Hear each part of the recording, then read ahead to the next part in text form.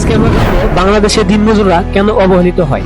বাংলাদেশের অর্থনৈতিক মূল হিসেবে দিনমজুরদের অবদান অস্বীকার করার কোনো উপায় নেই, তবে তাদের জীবন ও কাজের পরিস্থিতি আমাদের সমাজে অনেকটাই অবহেলিত হয়ে থাকে।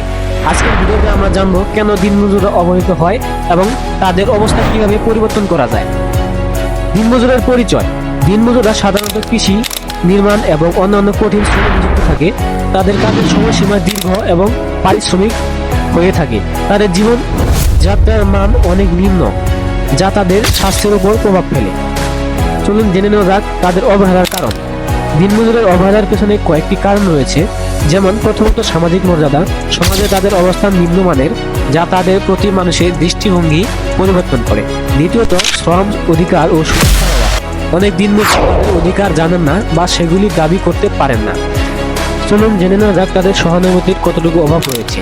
আমাদের মধ্যে সহানুভূতির অভাবও একটি বড় কারণ। তাদের কাজের গুরুত্ব আমরা বুঝি না, তাদের প্রতি আমাদের দৃষ্টিভঙ্গি নেতিবাচক। যদিও আমরা আমাদের জীবনযাত্রার জন্য অপরিহার্য, আমরা তাদের প্রতি যথাযথ সম্মান প্রদর্শন করি না। চলুন এবার জেনে নেওয়া যাক আমরা কিভাবে তাদের সমাধান করতে পারি, কিভাবে আমরা এই অবস্থা পরিবর্তন করতে পারি। প্রথমত সচেতনতা বৃদ্ধি করতে হবে। আমাদের উচিত তাদের অধিকার ও কাজের গুরুত্বপূর্ণ সম্পর্কে জানানো। দ্বিতীয়ত সরকারকে তাদের জন্য সুরক্ষা ও সুবিধা নিশ্চিত করতে হবে।